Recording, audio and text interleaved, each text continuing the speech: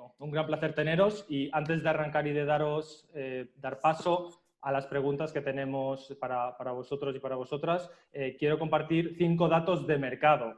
9.459 millones de euros es la cifra estimada según un estudio que Thomson Reuters lanzó en el año pasado, en 2019. Es la cifra estimada de que los nuevos proveedores de servicios jurídicos están facturando a día de hoy.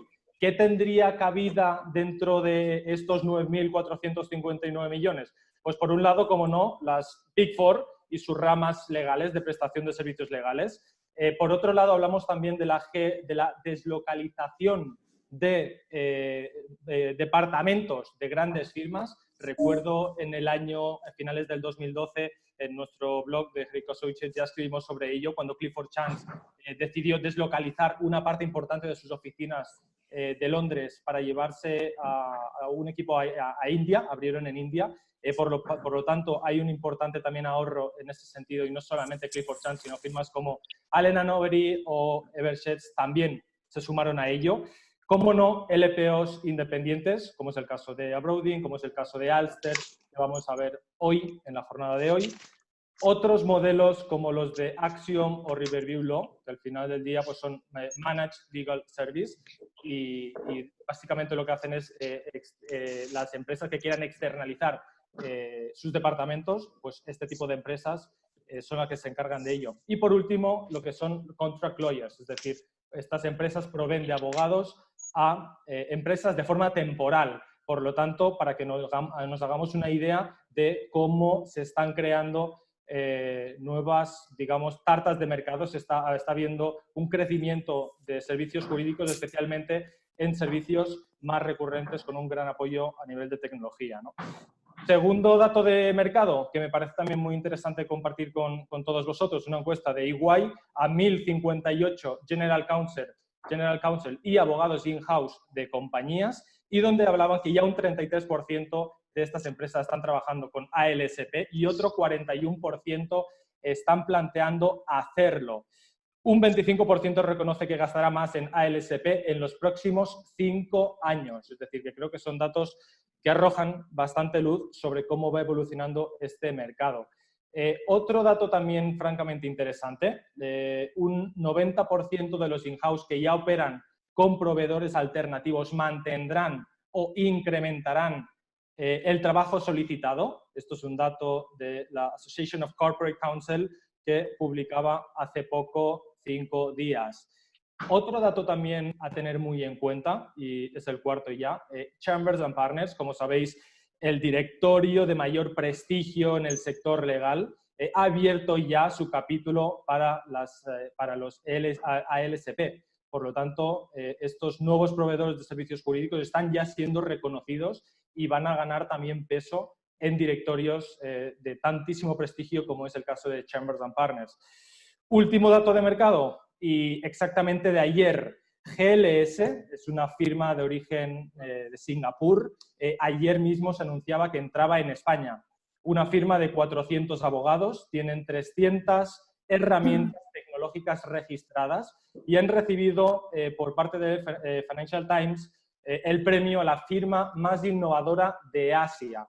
Por lo tanto, creo que son datos que nos invitan a seguir profundizando sobre cómo vemos esa evolución del sector legal en España, en Latinoamérica, con los países con los cuales estos magníficos ponentes hoy representan, y pasamos ya, si os parece bien, a la presentación de cada uno de ellos. Arrancamos con Alberto Lozano, director de Cavalier. Cavalier, como sabréis, firma del top 10 a nivel facturación en Colombia. Alberto es abogado egresado en la Universidad de Rosario en Bogotá y MBA por la Universidad de Georgetown en Washington. Hace poco lanzaron su nueva unidad de negocio que se llama Cavalier Digital. Alberto nos comentará hoy en qué consiste esta nueva iniciativa. Por otro lado, Andrés Jara, desde Chile, fundador de Alster Legal, empresa chilena de servicios y consultoría estratégica. Andrés es abogado y máster en Administración de Empresas por la Pontificia Universidad Católica de Chile y ha estudiado Business Law en Alemania. Además, es profesor de Derecho Comercial e investigador asociado del Centro de Gobierno Corporativo en Chile. Juan Antonio Boyd, director de Velo Legal, la primera New Law de Panamá.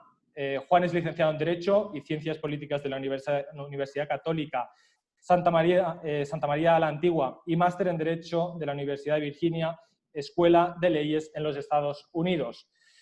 Juan José Hopkins es socio de Sumara Hub Legal, firma peruana especialista en brindar asesoría a empresas innovadoras, emprendedoras y fintechs. Juan José es abogado por la Universidad de Lima y máster en Finanzas y Derecho Corporativo por ESAN. Y Silvia Perea, que junto a Irma Cebrián fundaron Abroading, una firma que lleva ya casi una década en el sector legal español. Silvia se licenció en Derecho en la Universidad de Navarra, con especialidad en Derecho Económico. Tanto Silvia como Irma vienen de Garrigues y ya van camino de los 10 años de Abroading en España. Dicho ya y hechas las presentaciones, el objetivo especialmente es crear un espacio de reflexión y debate de esta evolución y transformación que está viviendo el sector legal. Por lo tanto, iniciamos ya la primera ronda de preguntas. Si os parece, arrancaremos con Juan Antonio. Juan Antonio, ¿qué tal? ¿Cuáles son las características que consideras que tienen los ALSP? Bueno, Marc, muchas gracias por tu pregunta y la oportunidad de estar aquí con estos panelistas de lujo. Creo que va más allá de ser disruptivos, eficientes, modernos y tecnológicos. A ver, te cuento un poco. Mira, en relación con el entorno o ambiente de trabajo, nosotros mantenemos una cultura sumamente flexible con nuestros abogados, colaboradores y personal administrativos. Y mira, para que tengas una idea, hemos implementado teletrabajo desde que inició Velo Legal. La idea es que nuestro personal pueda trabajar desde casa con una herramienta tipo el Legal Tech que nos apoya en la administración de nuestro negocio. Mira, te cuento algo. Nosotros probamos el teletrabajo desde hace un buen par de meses y realmente sí nos funciona.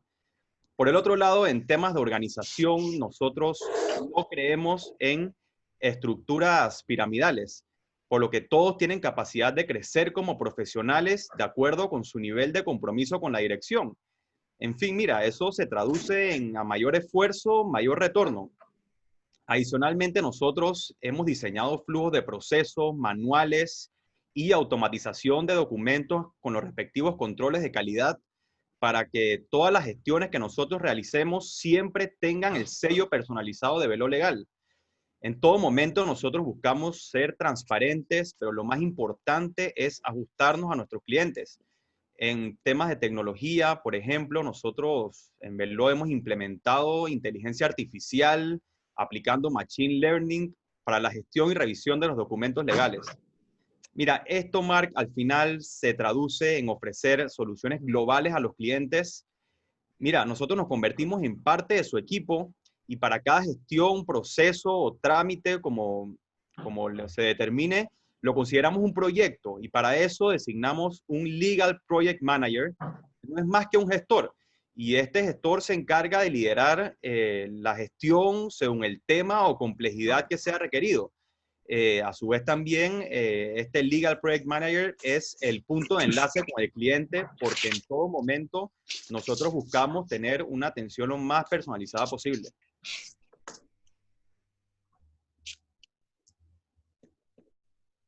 Creo haber respondido a tu pregunta, Marc. Muchas gracias, Juan Antonio. Turno de Silvia. Silvia, ¿cómo ha sido la experiencia de Abroading en estos 2 años? Recuerdo hace prácticamente 9 años, cuando en uno de los primeros eventos que hicimos en Jericho Associates conocimos a Silvia y a Irma y nos contaban sobre su iniciativa. Ha llovido muchísimo desde entonces. ¿Cómo ha sido esa experiencia, Silvia? Bueno, muchas gracias, Marc, por la introducción, por la presentación. Y bueno, pues la verdad te diré que ha sido una experiencia muy buena, muy positiva. Como bien dices, hace ya prácticamente una década, que parece que fue ayer en realidad, pero bueno, ya constituimos Abroading en el año 2011 y bueno, lo creamos como una firma de LPO que como sabéis es Legal Process Outsourcing o externalización de procesos legales y es una modalidad de proveedor alternativo que está especializado en los procesos y las tareas más commodity que se desarrollan dentro de los equipos legales, ya sea en departamento jurídico o en despacho de abogados. Como bien decías también antes en la introducción, tanto Irma como yo comenzamos nuestras carreras en una firma española internacional en Garrigues y bueno, tras varios años de práctica, pues detectamos la necesidad de especialización en determinadas tareas de gran volumen que además tenían un componente estándar más repetitivo. Y precisamente detectamos esa necesidad porque veíamos que se precisaba aumentar la eficiencia de recursos y también mejorar los resultados. Además detectamos que para esas tareas, que para la ejecución de esas tareas, a lo mejor con ese componente más estándar, no se precisaban ni grandes estructuras de despacho, ni abogados que estuvieran altamente remunerados, ni tampoco asesorías complejas. Pero sí, en cambio, se precisaba un alto grado de especialización, una buena formación en la prestación de este tipo de servicios, trabajo conjunto no solamente de abogados, sino también de paralegals y sobre todo con un claro enfoque a negocio.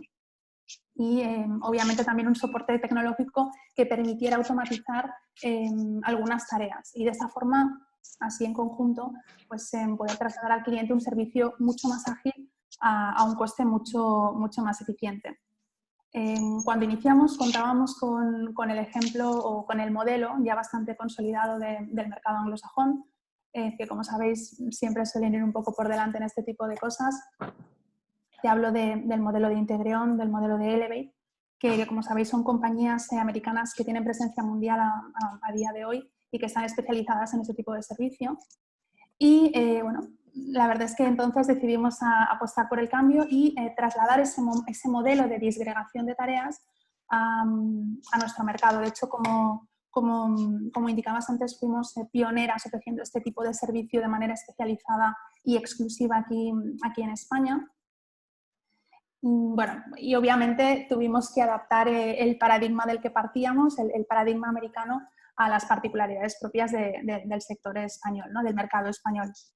De hecho, entre otras cosas, y como dato curioso, uno de los primeros aspectos que tuvimos que adaptar fue precisamente el término en sí, porque el término de externalización de procesos legales pues bueno, resultaba un poco complejo para comprender, de asimilar en nuestro mercado, con lo cual pues, adaptamos ese término a servicios de soporte legal que de alguna manera pues, engloba bastante el espíritu de lo que hacemos.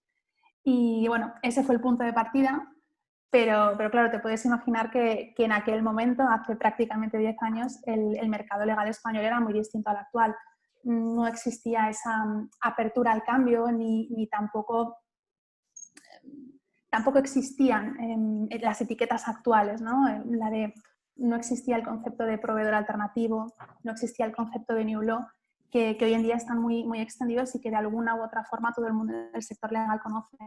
Con lo cual, pues bueno, al principio te puedes imaginar que tuvimos que hacer una labor importante de pedagogía, porque no solamente teníamos que explicarle al cliente lo que hacíamos como abroading, es decir, en qué consistía nuestro servicio, sino que además teníamos que transmitirle al cliente que era posible trabajar de una forma distinta, una forma más eficiente, tanto a nivel coste como a nivel resultado, y que precisamente esa forma de trabajo diferente, ese método, le iba a permitir dedicar más tiempo a los asuntos que requerían mayor expertise y mayor conocimiento del sector y de la empresa.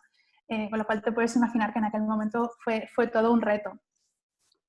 Y bueno, es cierto que poco a poco nuestra propuesta fue ganando acogida, sobre todo en equipos legales dirigidos por directores jurídicos con un perfil a lo mejor más joven, con una mentalidad más abierta en ese sentido. Y lo cierto es que con el tiempo pues, se ha probado como una forma de trabajo muy eficiente y en la práctica sí que es cierto que nos convertimos en una extensión del equipo del propio cliente. Y bueno, te diré que ha sido muy interesante ver el cambio que ha experimentado el mercado español y en general todo el mercado iberoamericano. De hecho, es un mercado que bueno, he tenido la oportunidad de conocer muy de cerca porque sabes que he trabajado mucho tiempo allí también. y además de ser muy interesante, te diría que ha sido absolutamente todo un privilegio poder vivir estos cambios en primera fila. Piensa que hemos pasado de un modelo muy encorsetado, muy rígido, un sistema muy clásico, a un modelo mucho más libre, más flexible, en el que no hay más normas que la creatividad, ¿no? De allí se derivan muchas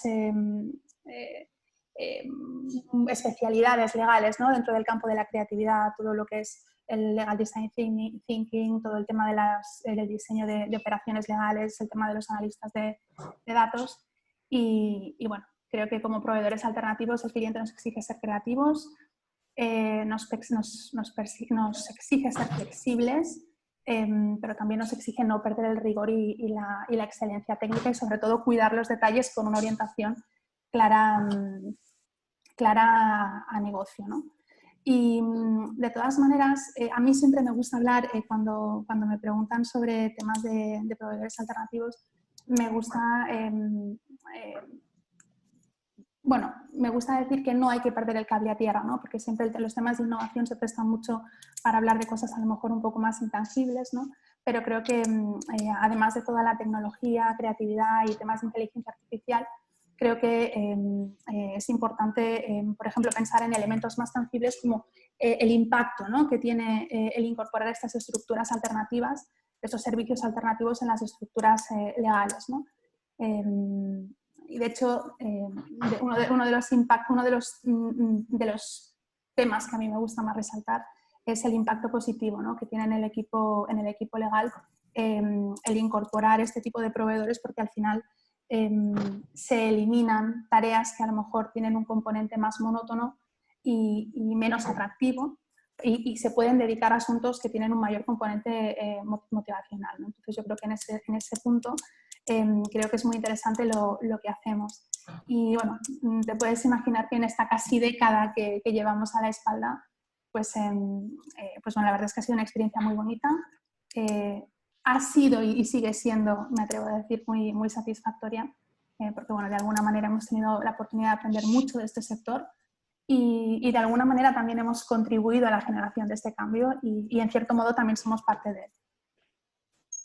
Gracias, Silvia. Sí, estamos seguros también que el proceso de hacer didáctica sobre el beneficio de una LPO, entendemos que en los años iniciales pues tuvo que ser bastante intenso, sobre todo porque habéis tenido que predicar un poco en el desierto hasta que el mercado ha ido entendiendo realmente qué es lo que hacéis, así que enhorabuena.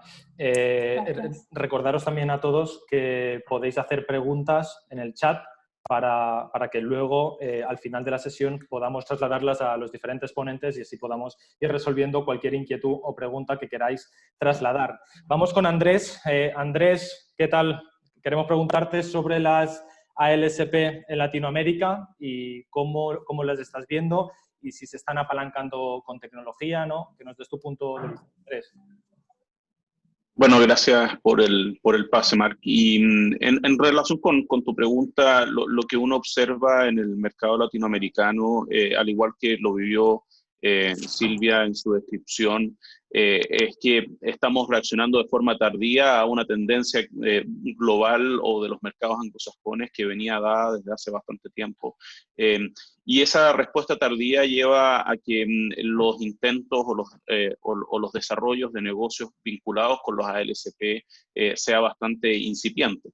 ¿Y qué significa eso? De que probablemente no hay más de 3 o 4 actores realmente reconocidos en el mercado bajo esa categoría de prestadores de servicio. A mí me gusta apropiarme de las palabras de alguien que mencionaba que de alternativos queda poco. Realmente son efectivamente una solución a gran parte de las necesidades que presentan hoy día las organizaciones y las empresas, y particularmente sus funciones legales. Y desde esa mirada, hoy día existen algunos actores. El primero o quizás más antiguo que inició el trabajo de Legal Process Outsourcing es una empresa argentina radicada en Córdoba, llamada OneLegend. Conozco mucho a su fundador y lo estimo mucho, y él probablemente fue uno de los primeros precursores en iniciar este tipo de servicio. Las empresas de cobertura global y particularmente de origen anglosajón no habían tenido mucho interés en el desarrollo de estos modelos de negocio en Latinoamérica, hasta que hace no mucho tiempo atrás uno de estos actores relevantes, que es United Flex, empezó, digamos, a explorar poner un pie en México y en Brasil, y hasta la fecha sí lo ha mantenido, con un equipo relativamente reducido, pero sí con algo de presencia. Y otras empresas como las que mencionaba Silvia, Integron, Elevate, Axiom, y varios otros, Concilio, Cognia, Lawyers on Demand y muchos otros, no han explorado el mercado latinoamericano, principalmente por el tamaño del mercado y por la sofisticación que tiene básicamente la conducta del comprador de servicios. Y ahí me tomo mucho de la mano de también lo que han comentado con anterioridad, tanto tú, Marc, como Silvia, respecto respecto de la madurez que existe en la conducta de la demanda de servicios de esta especie.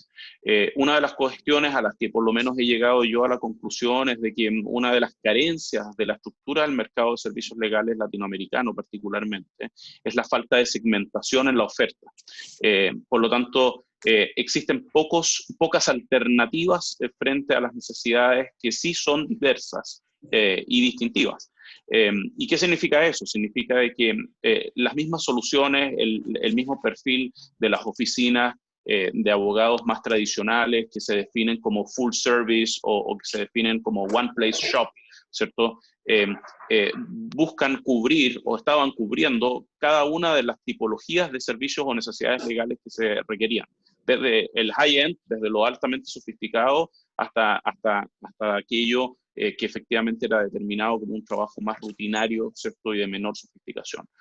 Y recientemente, yo diría hace no más de 5 años atrás, empiezan a surgir, digamos, alternativas en donde precisamente lo que se busca, y dado que lidero una de esas alternativas, lo que se busca es demostrar que existen fórmulas distintas de resolver las mismas necesidades, ¿cierto? Y de segmentar finalmente la oferta de servicios legales, identificando distintos tipos de propuestas de valor a distintos tipos de necesidades también.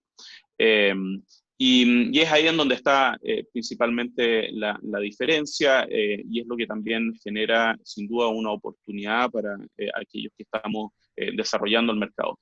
Pero con un esfuerzo importante en efectivamente hacer entender a la audiencia y tratar de educar y de, en cierta forma, evangelizar, ¿cierto?, respecto de la existencia de estas alternativas. Eso requiere mucho esfuerzo de marketing, mucho esfuerzo comunicacional y requiere también generar espacios de conversación en donde este tipo de temáticas se traigan a la mesa.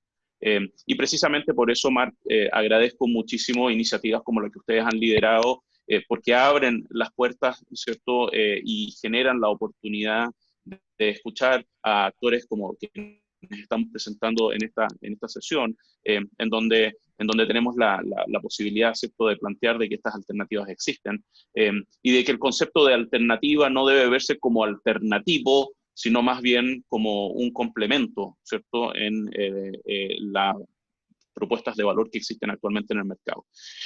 Y en ese sentido, siempre entender un poco el rol, y sé que deberíamos hablar un poco más adelante de ello, pero el rol de este tipo de organizaciones. Al final, este tipo de organizaciones están clasificadas de distintas maneras y hay distintos tipos de actores, ¿cierto? Y distintos tipos de modelos y algo que más adelante vamos a conversar. Pero ese es mi mapa, por decirlo así, conceptual y el análisis que hemos hecho.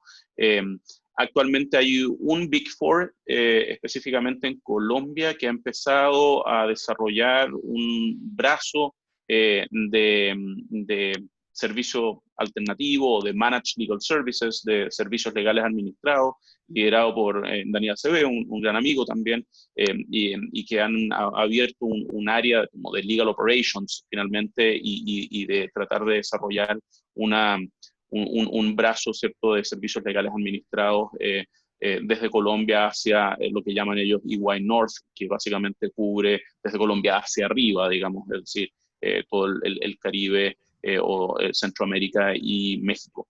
Pero eso es un poco la realidad, por lo tanto es una realidad incipiente. En Brasil no existen muchos actores por cuanto existen muchas limitaciones de los colegios de abogados en el desarrollo de modelos alternativos de prestación de servicio, limitaciones que, como sabemos, en los mercados anglosajones fueron reducidas, particularmente en Inglaterra y en Estados Unidos, pero que siguen existiendo todavía muchas limitaciones.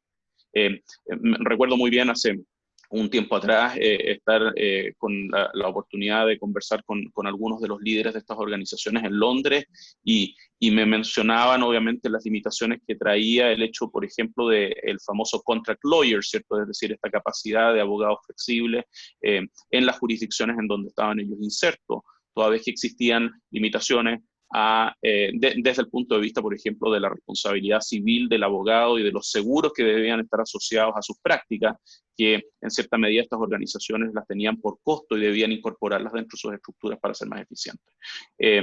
Todo eso es parte de un esquema que en Latinoamérica no es tan real, particularmente en Latinoamérica me refiero, porque en Latinoamérica yo creo que existe bastante más flexibilidad en incorporar este tipo de modelos y eso también presenta una tremenda oportunidad. Así que esperamos que dentro de los próximos años esto se haga cada vez más, digamos, más relevante, que empresas como nosotros surjan y lo agradecería porque la competencia lo que hace es ratificar que la madurez del mercado es la adecuada y el time to market es el también preciso. Así que eso, Marc, por mi lado, salvo que quieras comentar algo más. Excelente. No, básicamente tienes toda la razón, estoy muy de acuerdo contigo. Hay que estar muy atentos a la evolución de las Big Four y de sus diferentes modelos. Si no recuerdo mal, fue en agosto del 19 cuando se dio la compra por parte de EY de Riverview Law. Por lo tanto, eso daba a ver un poco lo que es las intenciones por parte de las Big Four de seguir incorporando tecnología y de seguir potenciando la parte pues, de servicios alternativos. Recuerdo también hace un par de años atrás, donde efectivamente en Reino Unido también el mercado de prestación de servicios legales por parte de las Big Four estaba muy restringido y veíamos noticias de PricewaterhouseCoopers está creciendo en doble dígito, especialmente haciendo venta cruzada en ciertos servicios. Sí, se creció a doble dígito, pero obviamente cuando llevas poquitos años en la parte legal, en lo que es una Big Four, porque el regulador te está limitando, siempre es más fácil pues, crecer a doble dígito que cuando llevas pues, los años que llevan firmas pues, del Magic Circle, ¿no? Así que bueno, estaremos muy atentos al tema de la evolución de las Big Four. Me gustaría hablar ahora de algo que se ha hablado mucho y se ha comentado mucho, como es el tema de inteligencia artificial. Aquí en España, si a veces conversas con ciertas compañías, algunas empresas, y es muy curioso cómo se está utilizando el tema de inteligencia artificial. En ocasiones, incluso en estadios de fútbol, tienen medido cuando un equipo local marca gol, cuántos litros de cerveza más se vende gracias a temas de inteligencia artificial. Es muy curioso, pero ahora toca llevarlo al sector legal. Y para ello me encantaría que Alberto nos diera su punto de vista, cómo crees que va a evolucionar y cuál es el reto de la inteligencia artificial desde tu punto de vista en Cavalier Digital. Bueno, pues qué interesante conversación con todos los compañeros. A mí me da mucha lástima no estar en España con ustedes en un evento presencial.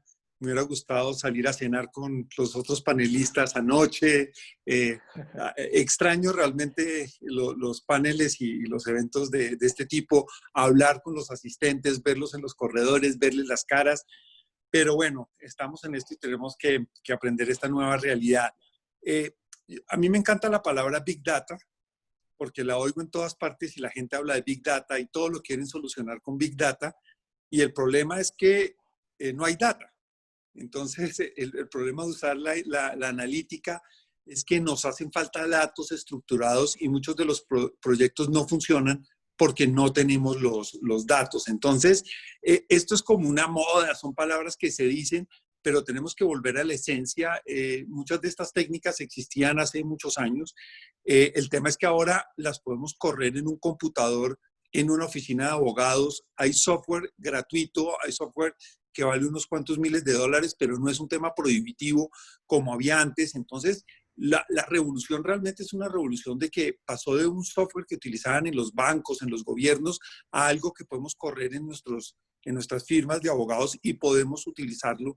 Y lo importante es empezar a capturar los datos y lo importante es empezar a tener datos para que la analítica nos ayude a tomar decisiones y hacer algo. Les voy a contar cuál es la decisión más importante que tomó Cavelier en el tema de inteligencia artificial. Al final, les voy a empezar por contarles las decisiones intermedias, las decisiones que tomamos. Y yo haría la comparación con la lámpara de Aladino. El tema de tener un software, el día que tienes un software instalado en tu firma de abogados con analítica, tienes unida toda tu información, tienes la oportunidad de sentarte, mirar el computador y decirle, le voy a hacer una pregunta. ¿Qué pregunta le harían ustedes al computador? ¿Y qué quisieran que un sistema de inteligencia artificial les respondiera? Si hacemos preguntas estúpidas, pues vamos a tener respuestas estúpidas. Entonces, tenemos que aprender a hacer la pregunta. Entonces, nos quedamos con la máquina de Aladino, con esa lámpara al frente, y dijimos, solamente le vamos a hacer 3 preguntas, porque no podíamos hacer todas las preguntas, teníamos que hacerle 3 preguntas.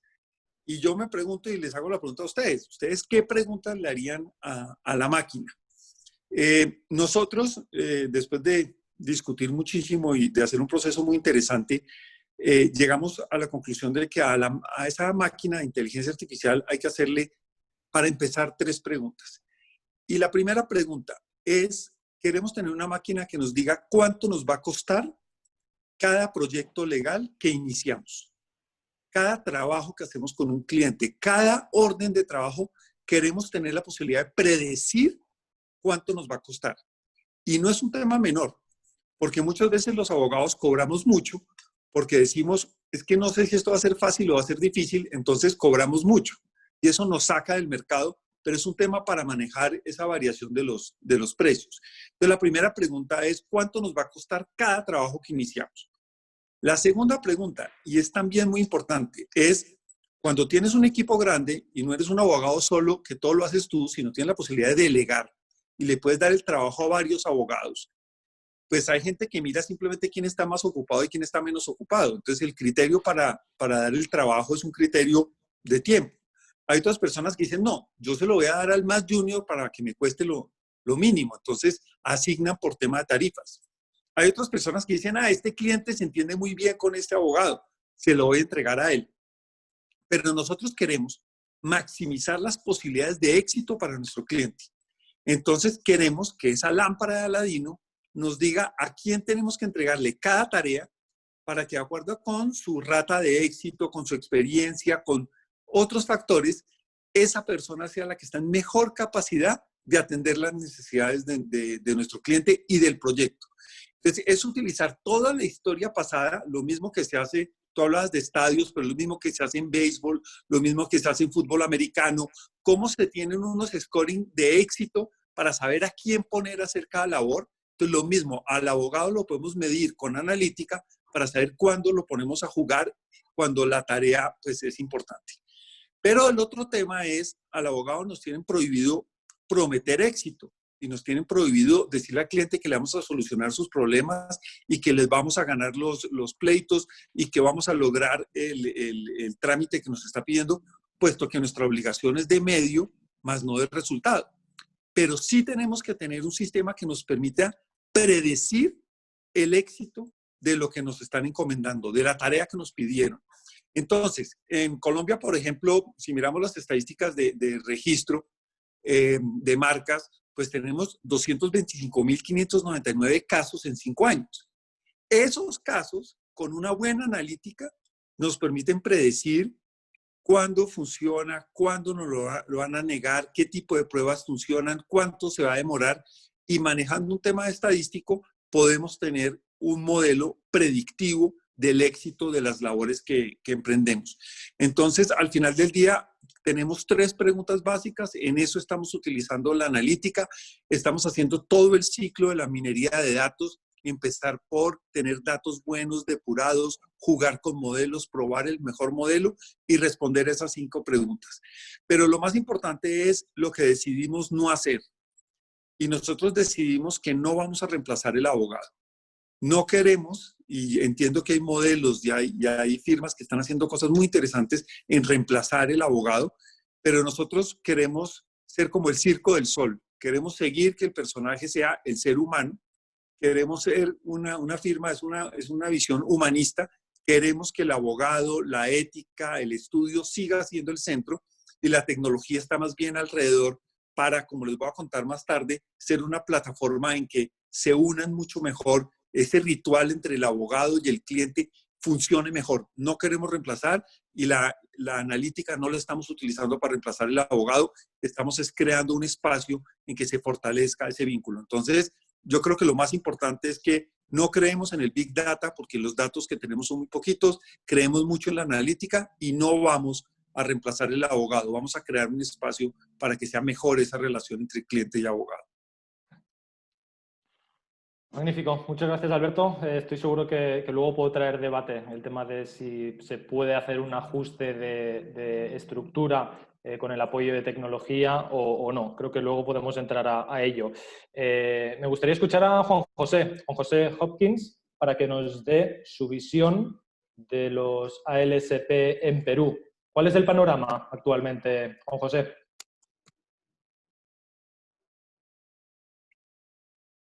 El mute, si podemos quitar el mute.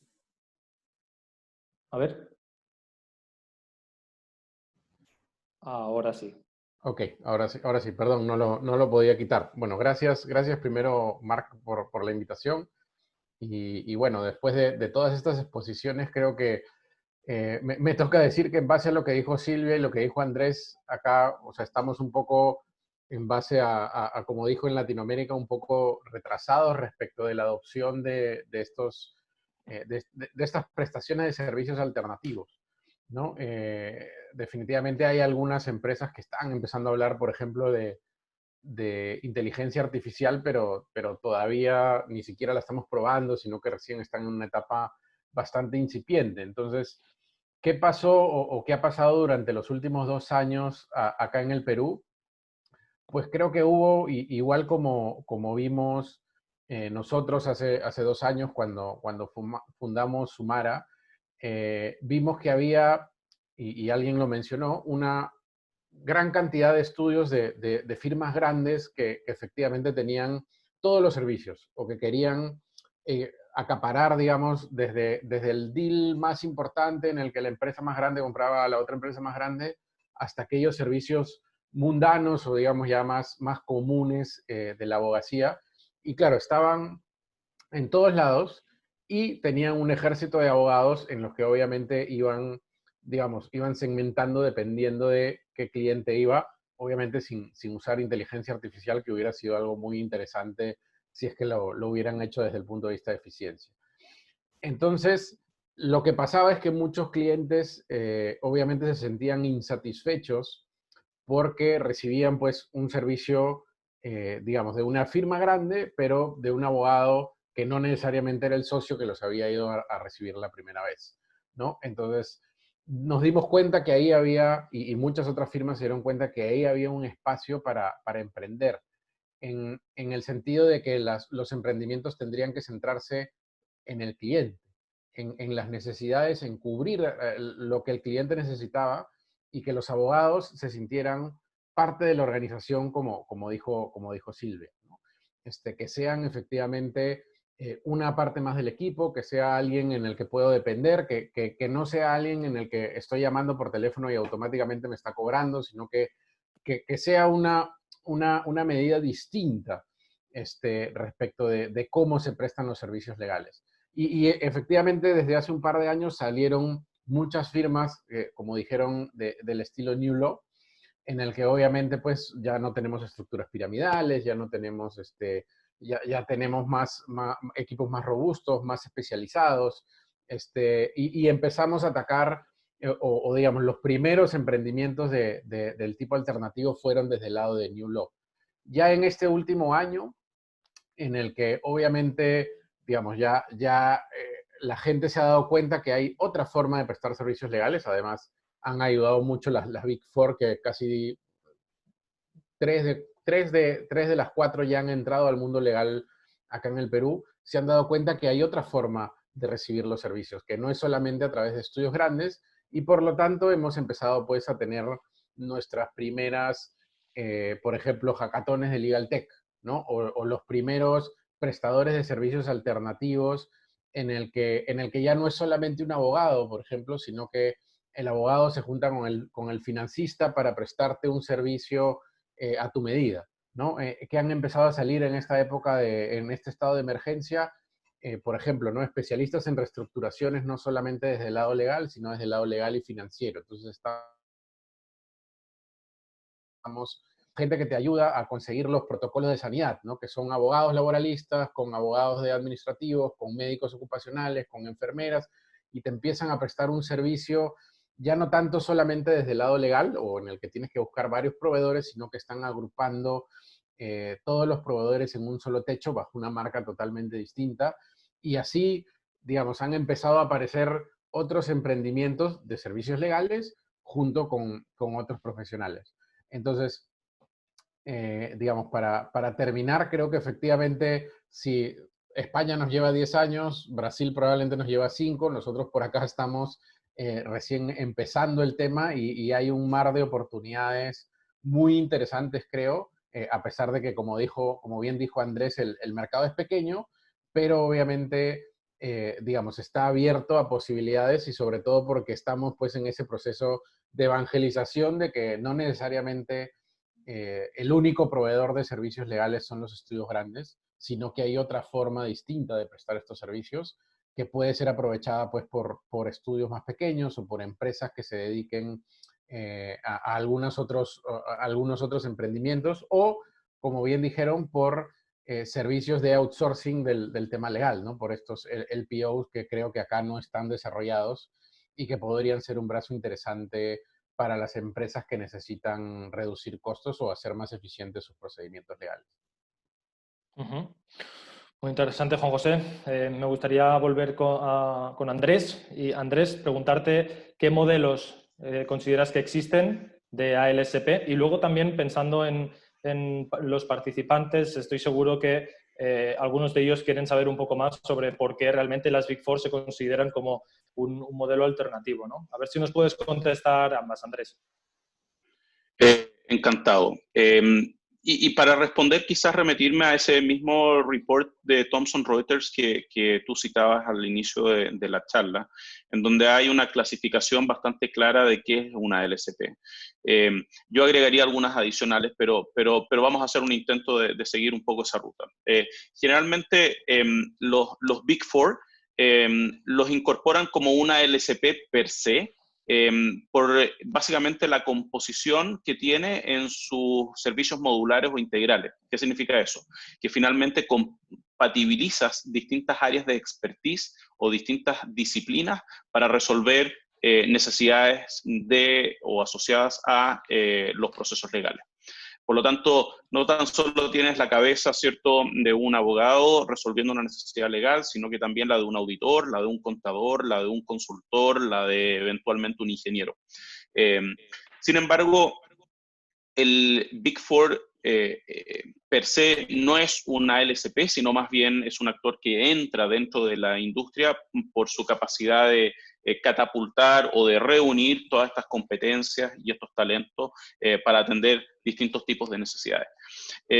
Los ALSPs puros, la verdad que se tienden a clasificar entre el mundo del LPO, es decir, el Legal Process Outsourcing o la externalización de procesos legales de quizás menor valor, podría decirse, o de mayor rutina. Sin embargo, lo que se observa en la evolución del mercado es que terminan haciéndose cargo también de procesos bastante más complejos. Por lo tanto, me parece que es, digamos, una visión sesgada el clasificar a los LPOs como simplemente un prestador de servicio de segunda categoría, por decirlo así, o de servicios de baja relevancia, toda vez que lo que uno observa es que empresas como la de Silvia y otros actores en el mercado, empiezan a adquirir competencias y capacidades que les permiten ir subiendo en la escala de sofisticación de los servicios y la externalización de los servicios. Luego están las empresas que podríamos definirlas como administradores de servicios delegados, si lo traducimos al español, en inglés generalmente se llaman Legal Managed Services o Managed Legal Services, y básicamente son empresas que lo que hacen es externalizar unidades de negocio. Un ejemplo muy interesante de esta categoría es, por ejemplo, el deal que cerró hace casi 1 año o 2 años UnitedLex con DTX Technologies, en donde básicamente lo que hizo UnitedLex fue externalizar el 100% de la función de administración de contratos de una compañía tecnológica, y lo que justificó además el inicio de sus operaciones en México y en Brasil. Y ese es un muy interesante caso, en donde no tan solo es el costo, ¿cierto?, lo que se tiene a la vista para poder tomar la decisión de incorporar a un prestador de esa especie, sino más bien es también la capacidad de poder montar workflows o procesos de trabajo mucho más eficientes, apalancados con tecnología. Y eso en algunos lo llaman, digamos, servicios legales administrados, y de hecho el caso que tú también recordabas de EY adquiriendo a Riverview Law, va muy en esa línea, en adquirir participaciones de Managed Legal Services, cartera de clientes en Managed Legal Services, y no tanto la tecnología. De hecho, Riverview Law en ese entonces separó sus tecnologías, que era Team Technology, que lo lleva, digamos, Carl Chapman, un tremendo líder y fundador de Riverview, con quien también he tenido la oportunidad de conversar en varias ocasiones, y la verdad que te das cuenta de que finalmente la estrategia de EY fue adquirir esa cartera, ¿cierto?, de servicios legales administrados y la capacidad operacional para poder eventualmente llevar adelante esos servicios legales administrados. Por otro lado, como una segunda o tercera, categoría, siempre dejando un poco a los Big Four de lado, porque vamos a hablar de ellos en un segundo, tú tienes a aquellas empresas que se han abocado al staffing.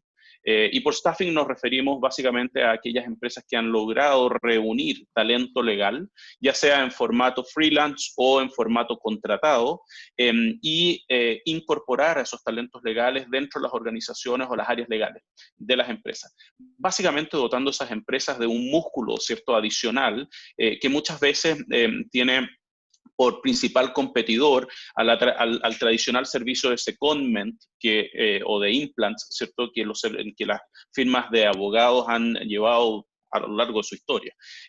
Pero con la particularidad de que las estructuras de costos son variabilizadas y la flexibilidad o el approach, ¿cierto?, el acercamiento hacia los clientes es de una mirada bastante más, yo diría, centrada en el cliente y en la experiencia de ese cliente con ese recurso interno, con bastante más foco en el reclutamiento, bastante más foco en el onboarding de ese recurso dentro de las organizaciones.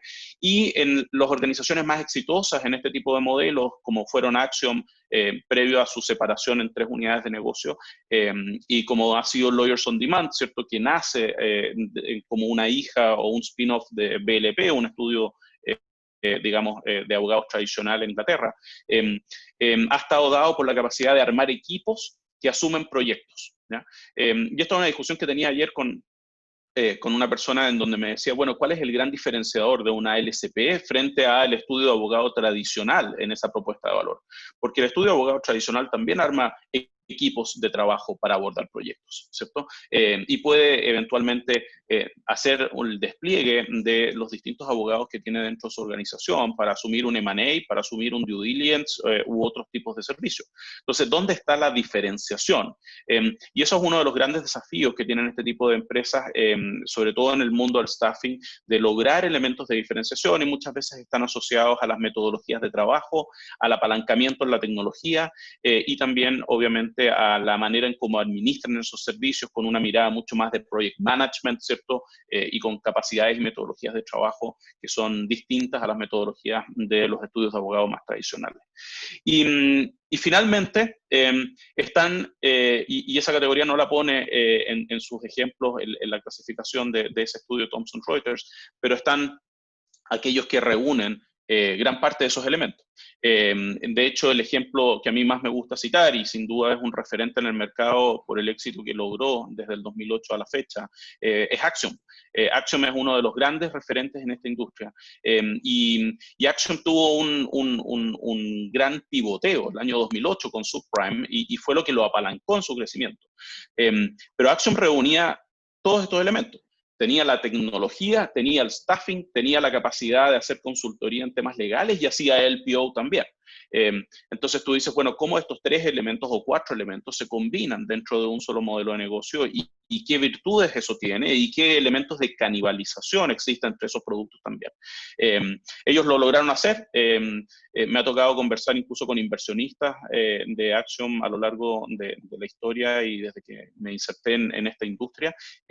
Y la verdad que es muy interesante cómo ellos fueron estratégicamente desarrollando, ¿cierto?, las capacidades hasta llegar a un punto que fue el año pasado, en donde decidieron dividir los negocios. Pero eso ya porque la escala digamos, de este animal era enorme y justificaba replicar y focalizar los equipos de management para cada una de las soluciones que ellos tenían.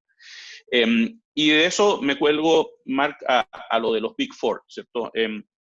Los Big Four son entendidos siempre como prestadores de servicios profesionales, ¿ya? Y bajo esa categoría, el prestador de servicios profesionales puede integrar distintos tipos de capacidades.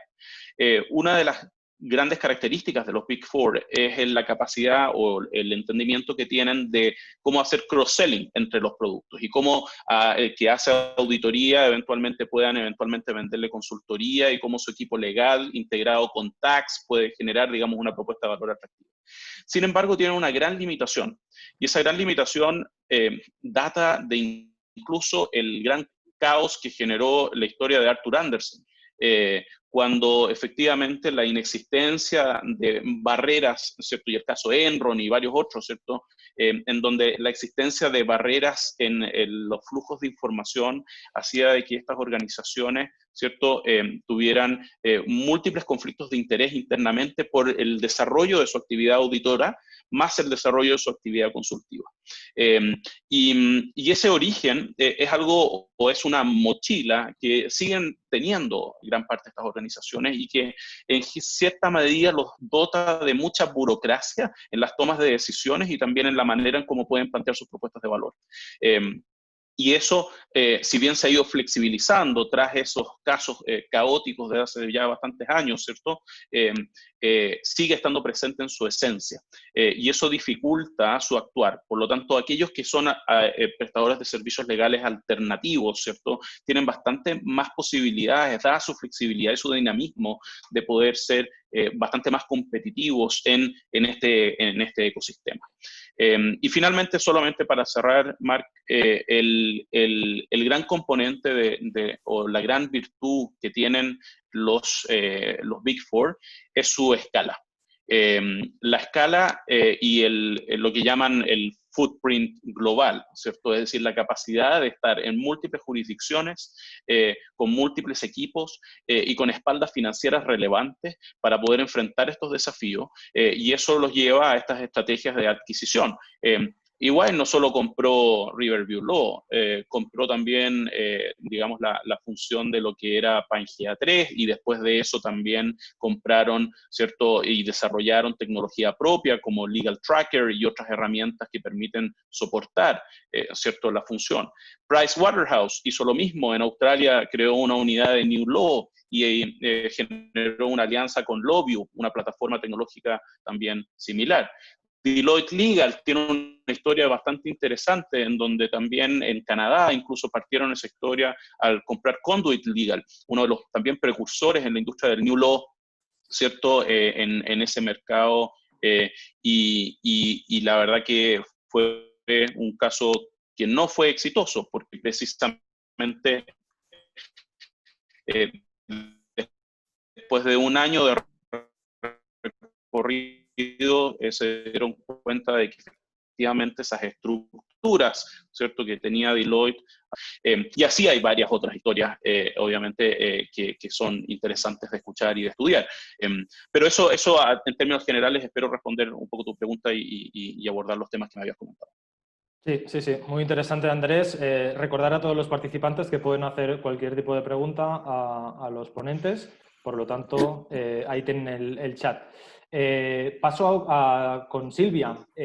Sabemos que Abroading atiende tanto a firmas legales apoyándoles como a General Counsel o a empresas en su prestación de servicios. En ese sentido, nos queremos quedar con estos, con los directores jurídicos, con los General Counsel.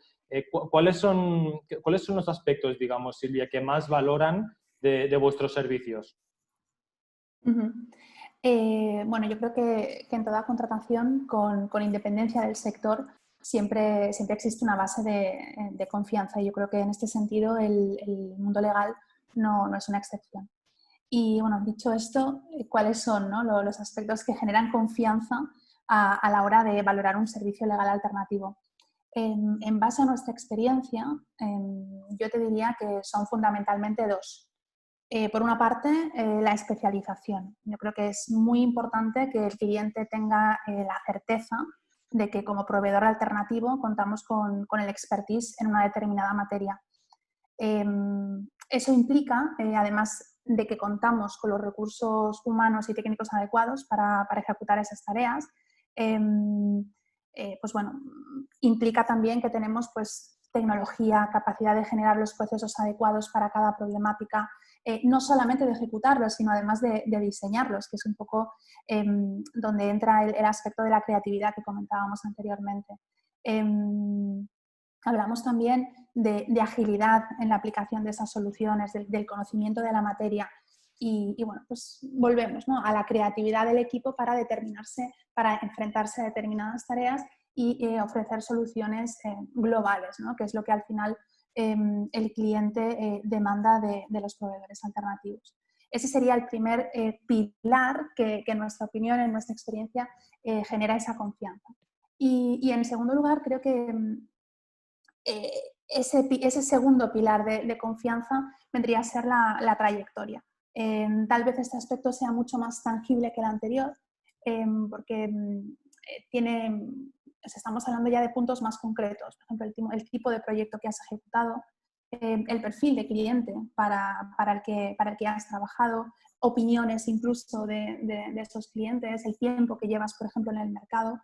Y bueno, todos esos son factores que definen la trayectoria del proveedor alternativo. También creo que es importante o también se puede tener en cuenta, y creo que también pues bueno, hay que incluir en este punto lo que vendría a ser la trayectoria de los socios. O sea, al final no nos olvidemos que muchos de los socios de proveedores alternativos vienen de grandes despachos, con lo cual esa trayectoria personal de cada uno de ellos se convierte también en un atractivo valioso para el proveedor alternativo y está claro que es un aspecto que genera confianza. Estos serían los dos pilares que nosotros creemos que generan confianza y bueno, yo creo que lo que comentabas al inicio del webinar, en tu presentación, en relación al directorio de Chambers, yo creo que la apertura del directorio, que está asociado tradicionalmente a firmas de corte más tradicional, pero a firmas de mucho prestigio, a proveedores alternativos, va a dar mucha más visibilidad a los proveedores alternativos y obviamente va a consolidar un modelo de negocio que hasta hoy se considera disruptivo en todo el mercado iberoamericano. Y creo que además la inclusión de los proveedores alternativos en este directorio va a facilitar mucho la decisión de los directores legales, precisamente porque permite objetivar tanto la trayectoria como la especialización de los proveedores alternativos y sin duda creo que les va a dotar de mucha credibilidad y de mucho reconocimiento a todos los proveedores que logren estar incluidos en ese directorio de Chambers. Y bueno, paralelamente a estos dos aspectos que obviamente generan confianza, yo creo que también teniendo en cuenta que en este contexto estamos pasando a un modelo mucho más centrado en la persona, creo que es importante destacar dos elementos adicionales, ¿no?, que tienen un componente más humano, más personal. El primero de ellos sería el vínculo personal.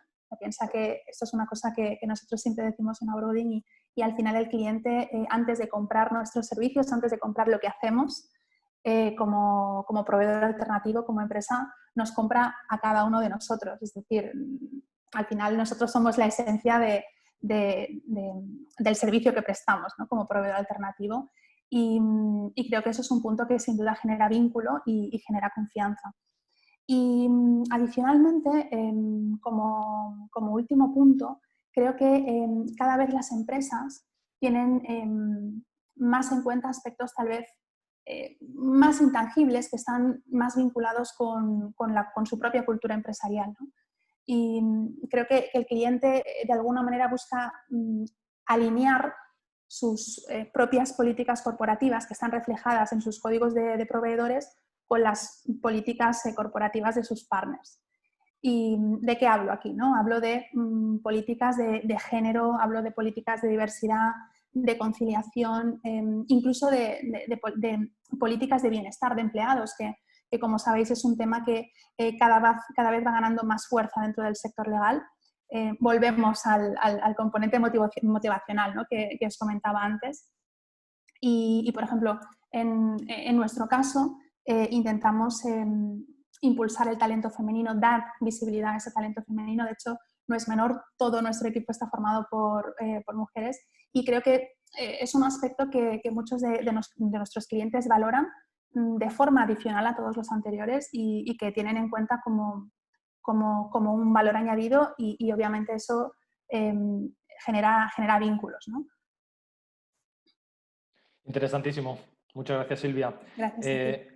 Me encantaría volver con Juan Antonio. Juan Antonio, hemos mencionado en el arranque el estudio, la encuesta de EY a los 1058 General Counsel o abogados senior de compañías, donde hemos señalado que un 82% de los encuestados planeaban reducir costos en temas legales en los próximos 24 meses.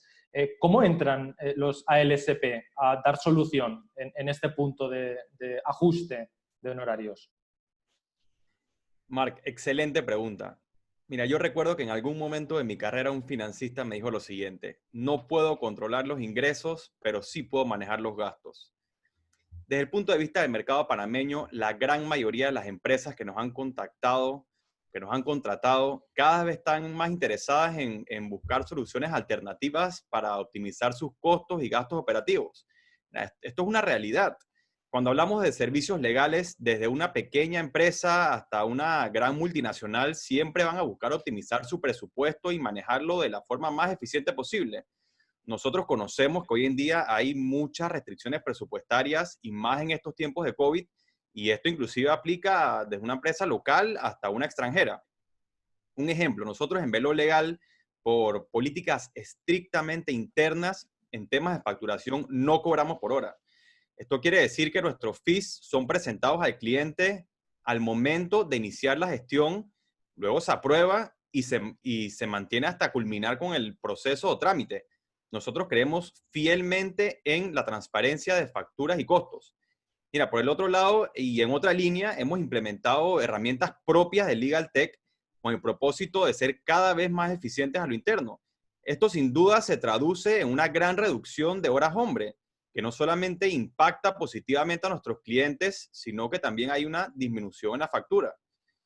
Por el otro lado, estas herramientas nos han funcionado desde un M&A complejo, un due diligence, comparativa de documentos, automatización de contratos y otros, ¿no?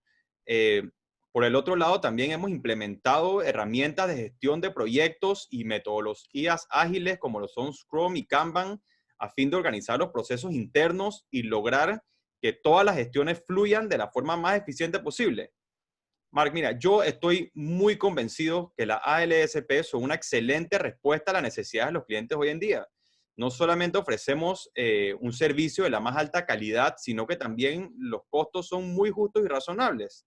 En fin, mira, en estos días los clientes lo que buscan es reducir costos, estructuras flexibles, eficiencia y eficiencia en sus procesos, pero sobre todo lo más importante es un proveedor que se adapta a sus necesidades.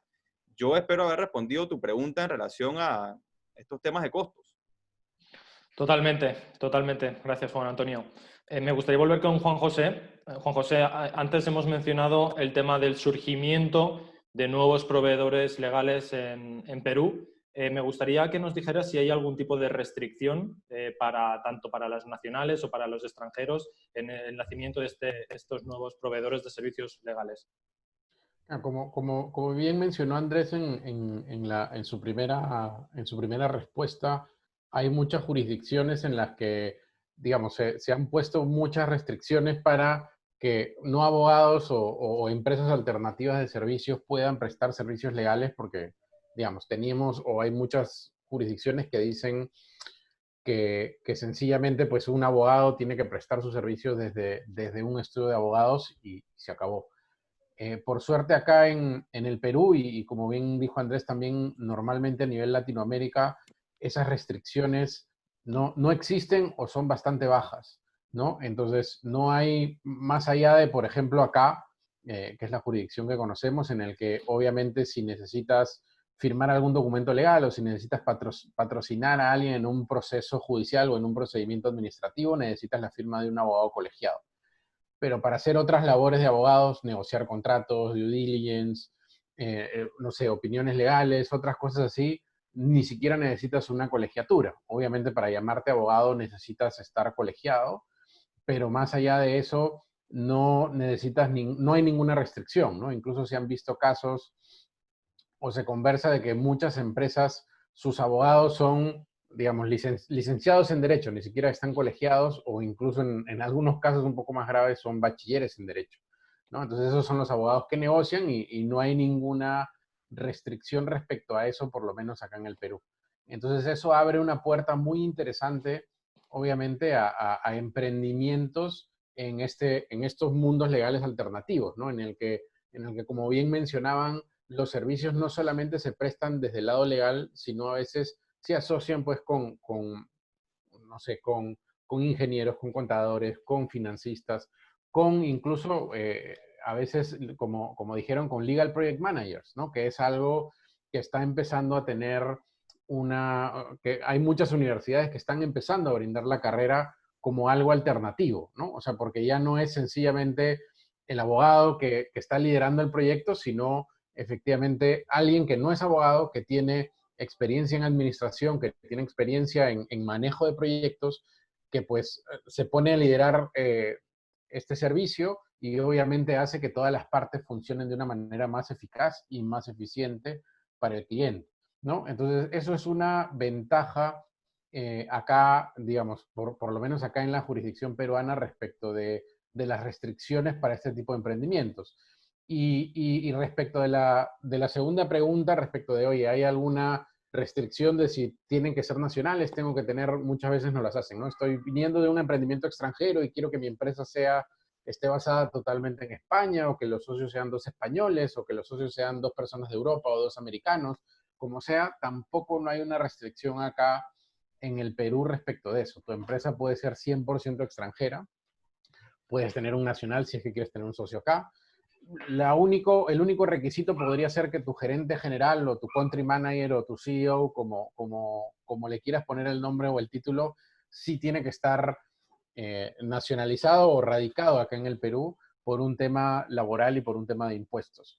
Pero después de eso, las empresas pueden estar formadas como quieran, no hay una restricción respecto de emprendimientos legales o de que los emprendimientos legales tengan que tener un abogado, por ejemplo, o tengan que tener los nombres de los abogados en los nombres, y pues eso habla de que es un mercado que puede estar receptivo a recibir nuevos emprendimientos o nuevas empresas de servicio, ya sean nacionales o extranjeras, ¿no? Entonces, por eso un poco nosotros tenemos la esperanza de que dentro de poco en el Perú estaremos atajando, ya que muchas empresas podrán ingresar o podrán brindar sus servicios acá, ¿no? Muchas gracias, Juan José. Antes de pasar a las preguntas que nos estáis realizando, la última, por nuestra parte, para Alberto. Alberto, cuando se habla de tecnología en el sector legal y se habla de temas de legal tech, normalmente hay mucha tecnología que se desarrolla, se implementa de cara adentro, de cara a mejorar eficiencias internas, y se piensa menos en que esa tecnología o de desarrollar nueva tecnología de contacto o de prestación de servicio con el cliente. Nos gustaría que nos contaras de dónde nace la idea de incluir una plataforma digital en la prestación de servicios. Sí, mira, nosotros lo que nos pasó es que hace más o menos un año, con Marta Banín, la socia que está liderando este proyecto y la que es como el motor y el alma de todo esto, pues empezamos a pensar y nos dimos cuenta que había dos factores importantes. Siempre pensamos en el cliente y menos en la tecnología. Y lo primero era el ritual. El ritual, nosotros creemos que ese ritual de ir a una oficina de abogados, esperar afuera en un sofá de cuero, que lo hagan entrar a una biblioteca, le ofrezcan, leen el código del Wi-Fi, después llegue primero un abogado, por última llega el socio, se sienta con una libreta amarilla. Ese ritual aleja mucho al cliente del abogado y hace que muchas personas no acudan a las firmas de servicios jurídicos, sino prefieran llamar a un amigo o inclusive llegamos a la conclusión que nuestra competencia hoy para los abogados es Google. La mayoría de las personas prefieren, como con los médicos, meterse a Google y evitar el abogado. Y también nos dimos cuenta que parte de ese ritual era el edificio. Cómo ser cercanos teniendo un solo edificio y un solo punto de contacto y que la persona tenga que llegar hasta el lugar para hablar con nosotros. Entonces, nos dimos cuenta que teníamos que repensar tanto el ritual como la parte física. Y teníamos un sueño, y ese sueño era tener una plataforma. Y estábamos haciendo esa plataforma con calma, un proyecto muy ambicioso. Y un día leemos en la prensa que empezaba una cuarentena, que había un virus que no sabíamos ni pronunciar, y que hoy en día somos todos expertos en él, y nos tocó irnos a todos para la casa. Más de 100 personas en Cabelía Abogados, una firma de casi 70 años, con mucha tradición, y todos en su casa. Y los sistemas funcionaron perfectamente porque habíamos avanzado en esa manera de tener un edificio virtual, de tener una sede virtual para poder trabajar en otro espacio diferente. Pero nos faltaba algo con nuestros clientes. Y nos dimos cuenta que ya teníamos la solución y que teníamos una plataforma que en cuestión de horas, ya teníamos todo diseñado, nos tocó trasnochar un poco, pero en cuestión de horas le pusimos a todos nuestros clientes una plataforma para que fuera ese edificio virtual, ese lugar donde ellos pueden llegar, donde están sus documentos, donde ellos tienen permiso de entrada, donde ellos pueden dejarnos notas, donde podemos reunirnos. Entonces lo que hicimos es, teníamos listo un edificio virtual en su computador para trabajar con nosotros. Y es increíble lo que logramos porque ya el cliente no tiene que prepararse para hablar con nosotros, sino el cliente nuestro, te pongo un ejemplo, se levanta por la mañana y le llega un tweet y llega y se entera de una noticia que hay una oportunidad de negocios. Nos lo mete en la plataforma directamente y eso ya lo conocemos nosotros. Desayuna o tiene una reunión en Zoom con un amigo que le propone un negocio, toma una foto con su celular y esa foto donde está el esquema del negocio ya está en nuestra plataforma. Después se le ocurre algo y dice, no lo voy a escribir, graba un mensaje de texto, perdón, un mensaje de voz y dice, mira, se me ocurrió este negocio.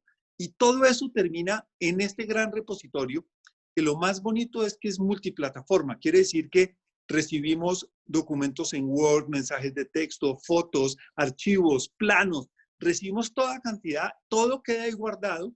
Empezamos a clasificarlo y empezamos a decirle, oye, si vas a hacer este negocio con tu amigo, necesitamos un memorando de entendimiento. Oye, esta oportunidad de negocios ya la revisamos y no te aplica a ti. Entonces tenemos una conversación y lo que nos dimos cuenta es que con esta nueva plataforma tenemos la potencialidad de estar en tiempo real con nuestros clientes. Que no sea un tema de demanda, sino estamos en tiempo legal. Y el abogado encargado del caso y su equipo saben qué está pensando el cliente y podemos estar a ese nivel. Entonces yo creo que lo más interesante, como mencionas tú, no es solamente qué hacemos adentro, cómo usamos nosotros esa tecnología al interior, sino cómo tenemos un tema para hablar con clientes, gente que le gusta leer, gente que no le gusta leer, gente que utiliza solo su computador, gente que está muy tecnológica y le gusta tomar fotos y le gusta utilizar otros medios. Entonces creamos ese Cabellier digital, que es ese edificio abierto para hablar, interactuar con nuestros clientes y estamos muy contentos de este nuevo espacio para interactuar con ellos y estoy de acuerdo contigo, es muy importante también el tema de la cara al cliente. Muchas gracias, Alberto. Muchas gracias. Pasamos a las preguntas de los diferentes participantes. La primera para Juan Antonio de Fara Sandoval. Pregunta, ¿cómo ha sido la reacción del consumidor bajo esta nueva forma de ofertar el servicio? Juan Antonio. Mira, muchísimas gracias por la pregunta. Realmente a los clientes y al consumidor en general les ha encantado esta nueva metodología de operar, puesto que nuestro servicio es realmente eficiente y al final a los clientes esto se traduce en un beneficio para ellos en temas de costos por factura.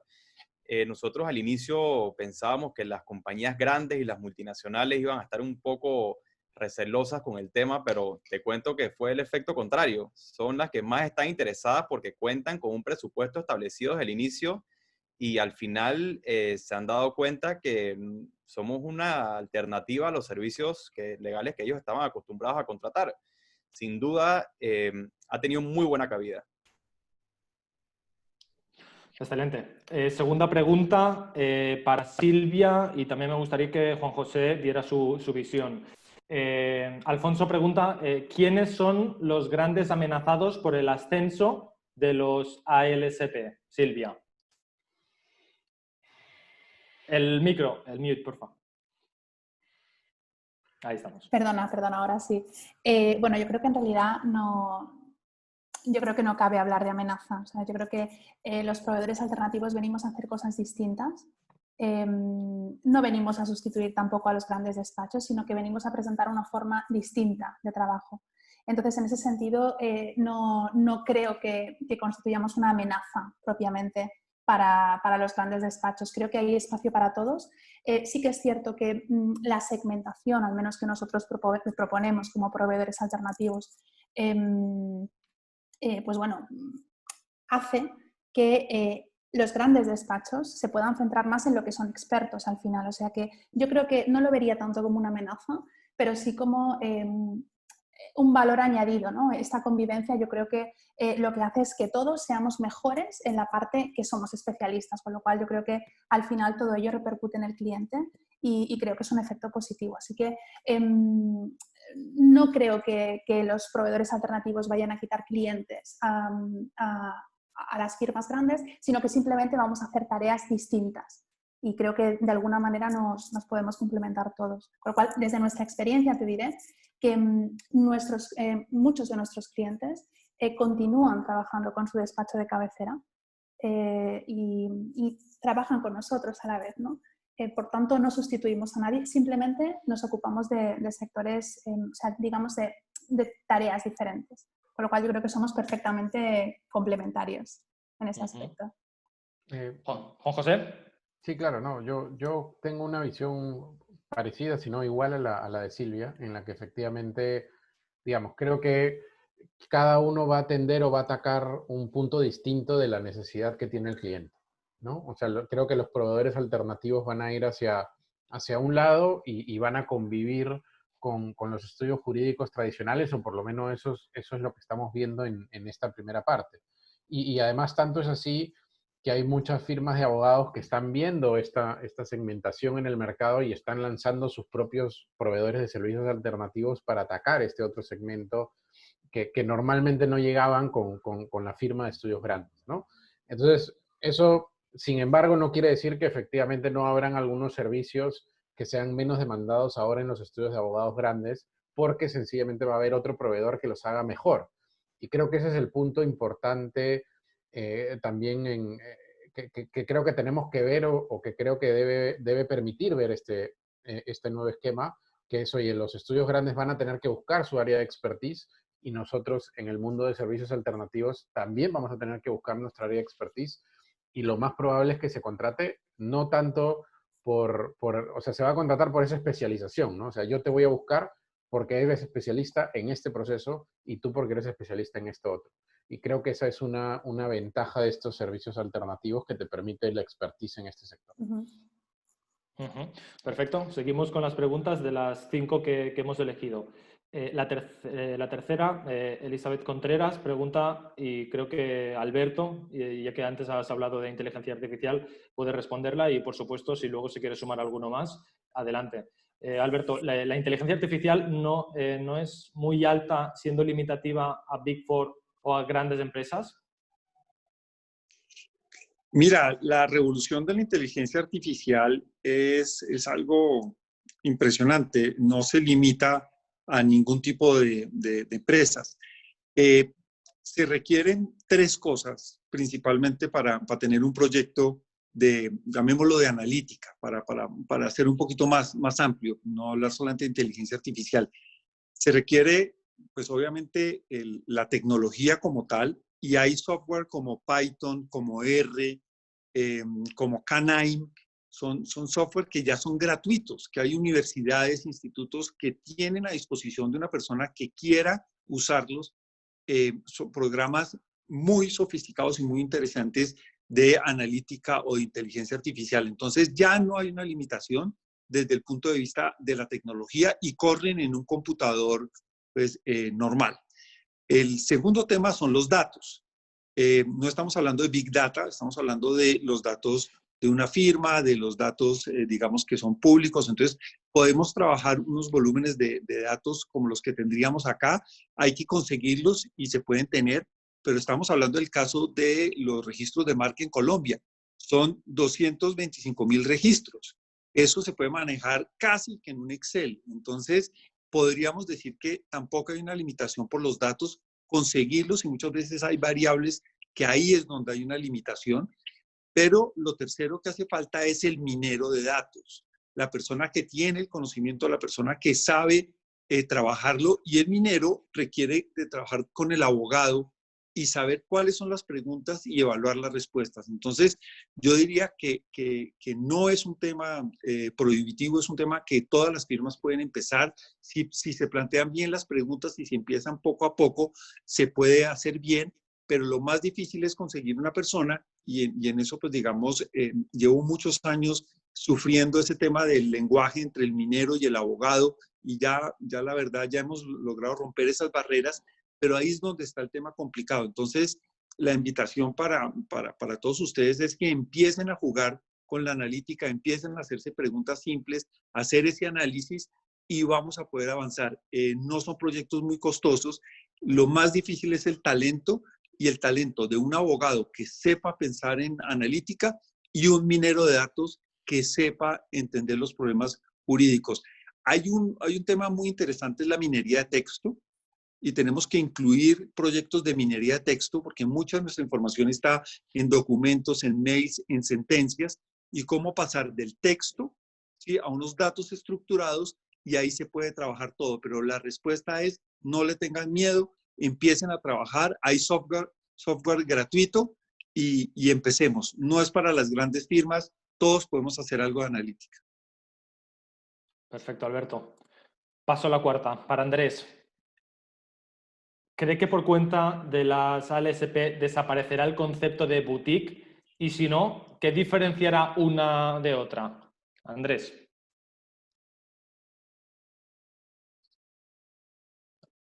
A ver, Andrés, ¿nos escuchas? A ver, no estoy escuchando a Andrés. Ahora sí, ahora sí.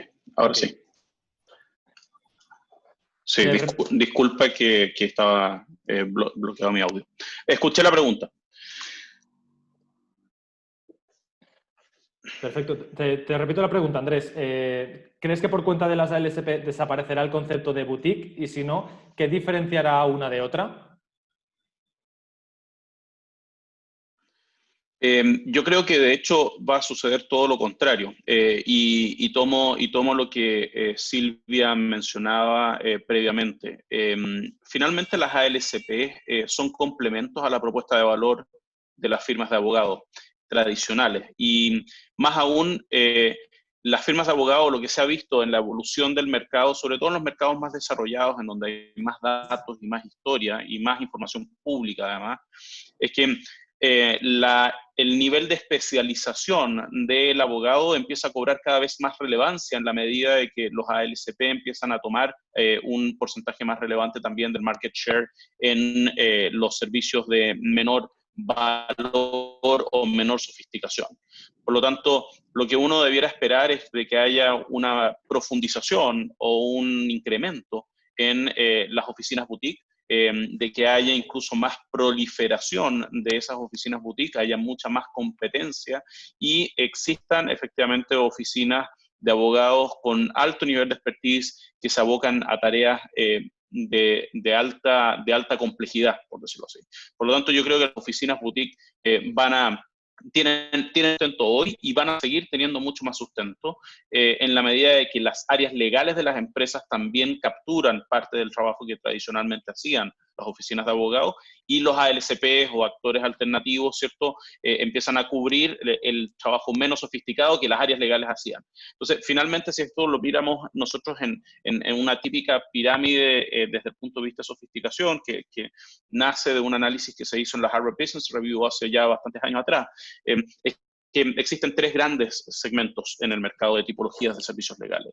El primero es el high-end, como lo decíamos anteriormente, y que es capturado por principalmente las oficinas boutique de alto nivel de especialización. Luego tenemos digamos, las áreas legales de empresas, que básicamente se hacen cargo del core business de las organizaciones y de los negocios. Y finalmente, ¿cierto?, tenemos los prestadores de servicios legales o proveedores de servicios legales alternativos que se hacen cargo, digamos, de el mayor volumen, de aquellas cosas quizás menos sofisticadas, pero de alta necesidad y de alta demanda. Y esa estructura es algo que nosotros hemos observado que cada vez se profundiza más y se genera, digamos, esa segmentación. Así que las boutiques van a seguir existiendo y creo que van a tener cada día más sustento, y los ALCPs van a ser siempre un complemento a la propuesta de valor, principalmente de las áreas legales más que de los estudios de abogados. Ahora, los ALCP, y muchos de ellos han surgido al alero de los estudios de abogados, y esto lo decía Juan José también, muchos han generado spin-offs o han generado, digamos, estructuras para poder diferenciar su propuesta de valor a distintos segmentos de la demanda de servicio. Y eso es algo que se ha venido dando con cada día más, digamos, frecuencia. Y lo han hecho grandes despachos de L.A. Piper, Clifford Chance, Allen Overy, y también hay aquellos que reconocen que no van a poder competir con los ALCPs. Hoy día leía una noticia muy temprano en la mañana de United Lex, nuevamente, que lo he citado varias veces en este seminario, que adquirió todas las capacidades de Data Analytics de Paul Hastings, que había estado invirtiendo en esas capacidades durante un tiempo. ¿Y por qué? Porque obviamente el estudio de abogados tiene un diseño, particularmente por su partnership model, que hace que el foco en la especialización tenga muchísimo más retorno a la inversión que la cobertura de toda la gama de servicios potenciales que un multiservice o full service puede tener. Esa es mi opinión al respecto. Perfecto. Vamos a la quinta para Alberto Lozano. ¿Qué recomienda actualmente a las firmas legales para adelantarse al futuro? Alberto. Pues yo creo que esa es la pregunta que estamos haciéndonos todos. Pero me están hablando de futuro en un momento en que no hemos entendido la nueva realidad. Entonces, yo estoy haciendo un ejercicio y les puedo comentar lo que estamos haciendo en Cavelier, y estamos tratando de predecir cuáles son esos factores que van a cambiar en este momento la sociedad y sobre todo el trabajo de las firmas jurídicas. ¿Cuáles son esos factores? Y hay unos obvios como la bioseguridad. Creo que la gente va a preferir reunirse con nosotros la mayoría de las veces por un medio virtual que ir a nuestras oficinas y tener que pasar los protocolos de seguridad. Entonces, el futuro va a estar en la bioseguridad. El futuro va a estar basado en un tema de crisis financiera, el tema de los costos que hablaban otros de los panelistas. Entonces, hay unas variables. Entonces, para mí, yo creo que todos tenemos que inventarnos ese futuro y saber cómo nos va a cambiar. Pero hay que borrar esa hoja muy pronto y pensar en cómo queremos construir ese futuro, porque en este momento tenemos el lienzo casi que en blanco para pintarnos un nuevo futuro y es el momento de actuar. Y nosotros ese nuevo futuro creemos que es la oportunidad de pensar mucho más en nuestros empleados, darles una mayor calidad de vida. Muchos están disfrutando esta nueva realidad, estar encerrados, porque andan menos en el transporte público, porque tienen menos estrés por algunas razones laborales. Entonces, creo que es un momento de volver a repensar esa relación laboral. Algunos de los panelistas hablaban de otras formas de trabajar en equipo, de otras formas de contratar un abogado. Entonces, creo que vale la pena pensar en ese nuevo vínculo laboral, ese abogado que era como el de la Edad Media, que pasaba por un proceso muy largo para aprender y tener el conocimiento, y era un proceso larguísimo. Podemos pensar en otros tipos de carrera, pero yo creo que tenemos, y vuelvo al tema de los datos, yo creo que nuestros clientes ya no quieren que un gurú, que un experto les diga, eso se puede, esto no se puede, o que un gurú les diga, te vas a ganar este proceso o lo vas a perder. Ya no quieren que una persona firme simplemente. Yo creo que necesitan que hablemos con incertidumbre, que manejemos, digamos, probabilidades de éxito, que podamos hablar en escenarios, que podamos pintar en una matriz con colores, con gráficos, cómo es el riesgo legal de entrar a hacer negocios a otro país.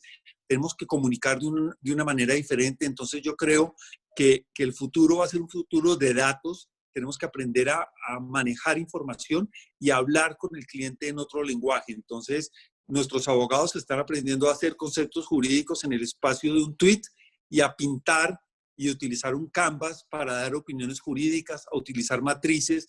Entonces, yo creo que el futuro es un futuro de menos abogados y más expertos en comunicación en datos. Y creo que tenemos que pensar en una cosa, las entidades públicas se volvieron virtuales.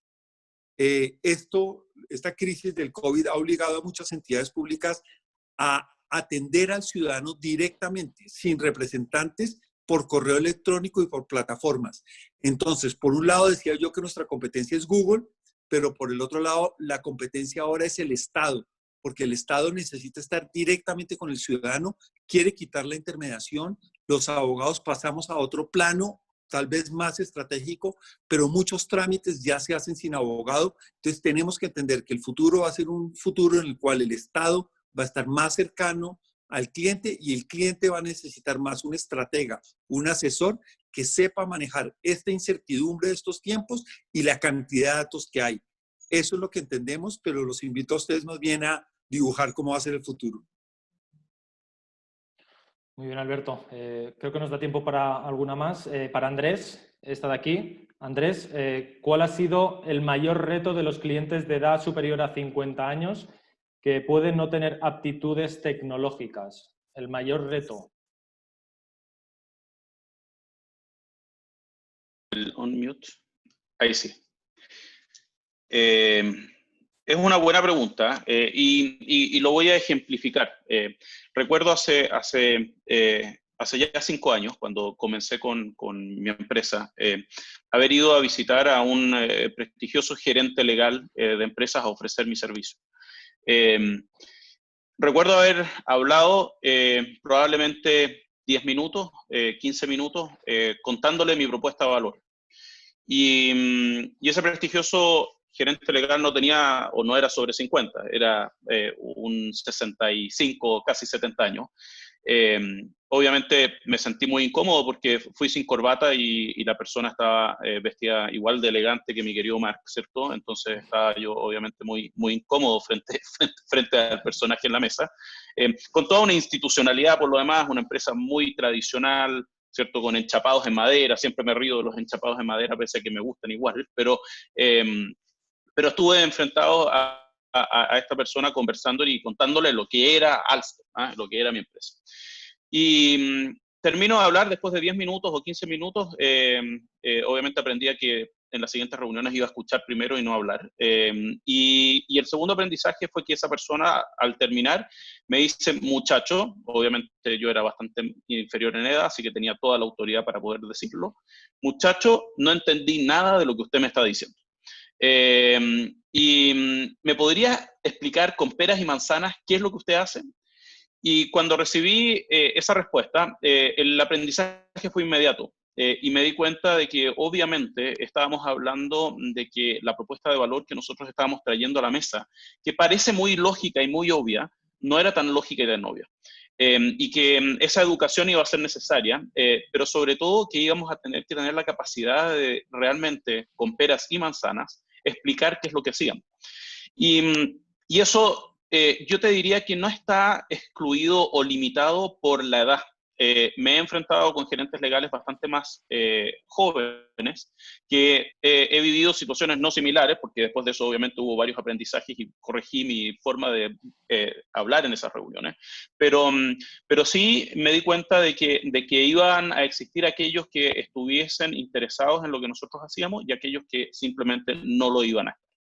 Dicho eso, esto lo llevó a la curva de la innovación. Finalmente, lo que tú tienes cuando estás iniciando o abriendo un mercado con una propuesta de valor diferenciada y con productos o soluciones nuevas, te vas a enfrentar a los early adopters, ¿cierto? Te vas a enfrentar a los que primero, digamos, están dispuestos a escuchar tu propuesta de valor. Están después aquellos que escucharon de lo que haces y eventualmente van a querer sumarse. Y después viene la late majority. Después viene el resto que dice, si todos lo hacen, entonces yo lo hago. Esa realidad que es propia de la curva de innovación y cada una de esas fases y de ese tipo de audiencia tiene, digamos, un nombre dentro de la curva de la innovación, es algo que uno vive cuando está con propuestas de valor distintas y cuando quiere innovar. Y seguro que cada uno de los panelistas de este seminario han tenido experiencias similares, en el sentido de que han visualizado de que quienes compran primero sus servicios son las personas más vanguardistas, quizás más informadas, quizás más dispuestas al cambio, y que sobre todo tienen una cultura o un mindset, ¿cierto?, que está abierto a probar alternativas. Porque sin duda, desde el punto de vista de la seguridad de un gerente legal, por dar un ejemplo, y siendo esos los principales compradores de estas categorías de servicio, el gerente legal tiene una mirada de administración de riesgo inicialmente, y después de eso tiene una mirada de evolución hacia el agregador de valor dentro de la organización, ¿cierto? El socio estratégico de las unidades de negocio, etc. Pero el entrenamiento más tradicional y las experiencias más tradicionales de quienes lideran las áreas legales de las empresas es lo que en algunos libros denominan el gatekeeper, ¿cierto? Es decir, aquel que deja entrar o no los riesgos y que administra esa matriz de riesgo. Por lo tanto, es bastante menos proclive a innovar o probar cosas en donde puede haber un riesgo, en donde es cambiar la metodología y es justificar que está yendo por un camino distinto. Entonces, mientras ese individuo no tenga las capacidades eventualmente instaladas o haya vivido las experiencias positivas o tenga casos ejemplares, casos de éxito con que se vaya a la mesa, digamos, a ofrecer estos servicios, sin duda que se generan anticuerpos o por lo menos bastantes más dificultades de poder comercializar este tipo de servicios. Por lo tanto, y volviendo a la pregunta, Marc, yo no lo veo como un tema de edad, sino más bien como un tema cultural y también de experiencia o exposición de aquella persona que es tu buyer persona, ¿cierto? Es decir, quien está frente a ti escuchando lo que tú estás ofreciendo. Perfecto, Andrés. Muchas gracias. Vamos ya a ir terminando. Nos quedan solo dos cosas. Una, en lo que va a ser el minuto de oro de cada uno de nuestros panelistas, van a cerrar compartiendo pues, sus conclusiones y aprendizajes en un minuto cada uno. Y la segunda cosa será activar, quien quiera, voluntariamente, las cámaras de cada uno de vosotros para hacer una foto de grupo, una foto grupal, que luego compartiremos en las redes sociales. Vamos por el primer punto. Arrancamos el minuto de oro con Alberto. Conclusiones y aprendizajes del webinar de hoy. Alberto Lozano, empezamos contigo. El micro. Ahora. Pues yo creo que la conclusión más importante es que nunca habíamos tenido tanta presión por digitalizarnos. Y esta presión no solo nuestra, sino de nuestra competencia y de las entidades con las cuales estamos relacionándonos. Entonces, hay que pasar al mundo digital. Andrés, tu turno. Andrés Jara, tu turno.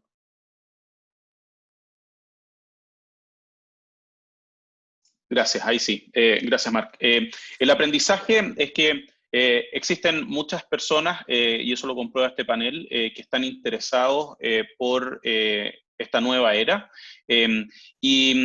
Y como lo he dicho, y se lo he dicho a estas personas en las últimas semanas, viene una ola, y me agarro de los comentarios, ¿cierto?, de mi querido panelista anterior, que viene una ola que hay que saber surfearla, hay que tener la tabla lista, hay que tener las habilidades listas, pero lo más importante es que hay que tener los músculos para que esa ola no pase. Por lo tanto, creo que hay cientos de oportunidades que se van a presentar en el tiempo, y esa transformación digital que se predice viene, va a ser una condición que nos va a permitir a los ALCP resurgir y posicionarnos muy bien en el mercado. Perfecto. Juan Antonio. Marc, antes que nada, muchas gracias por la oportunidad de haber participado en este panel. Mira, yo creo que al final todo esto se traduce en ser lo más eficiente posible, poder optimizar los costos y gastos para los clientes, y sin duda las diferentes industrias han innovado, y no es que ya llegó el momento, es que nos toca innovar y nos toca poder ofrecerle un servicio de la más alta calidad a nuestros clientes, porque ellos están acostumbrados a eso. Y, por ejemplo, te cuento, nosotros hemos logrado dar respuesta a los clientes hasta un 85% con temas a través de nuestro sistema de Legal Tech, y esto se traduce, como he comentado anteriormente, en un impacto muy positivo a los clientes en la disminución de sus facturas. Yo creo que toca innovar y toca ser cada vez más eficiente. Muchas gracias. Juan José. Yo me quedo con un poco lo que dijo Andrés, que es que uno viene una nueva ola y hay que saber adaptarse, pero no solamente hay que saber adaptarse, sino hay que saber adecuar el mensaje que vamos a transmitir al mercado respecto de esta nueva ola, y sobre todo encontrar esa área de expertise en la que nos vamos a acomodar dentro de esta nueva ola, ¿no?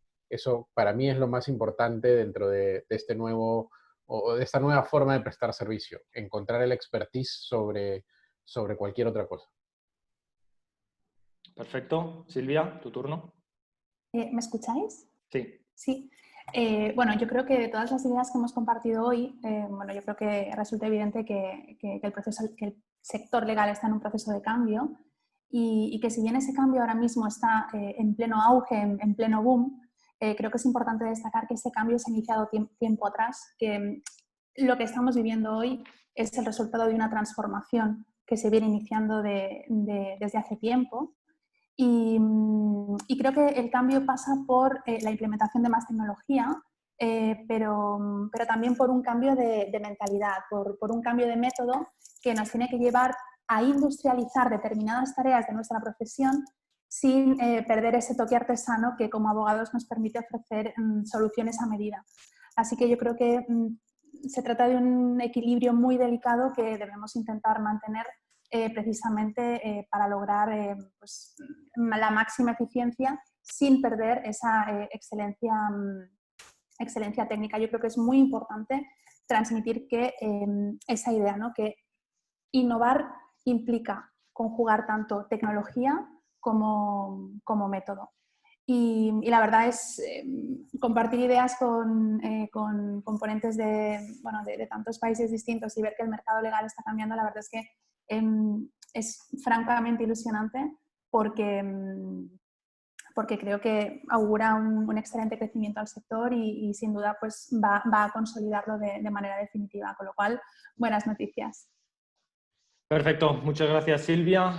Pues bueno, en este momento pues vamos a ir activando las cámaras, los que quieran, voluntario por supuesto, dado que nuestro equipo va a hacer una foto grupal.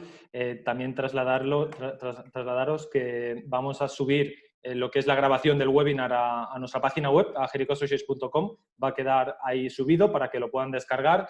Creo que ya está el equipo sacando las fotos, estamos viendo muchas caras y algunas de ellas muy conocidas, así que simplemente paso a la parte de agradecimientos. Muchísimas gracias a todos los panelistas de primer nivel por compartir su conocimiento, compartir sus experiencias en esta nueva era del sector legal que estamos viviendo. Por supuesto, muchísimas gracias a todos los participantes que habéis estado prácticamente pues, estas casi 2 horas aquí con nosotros.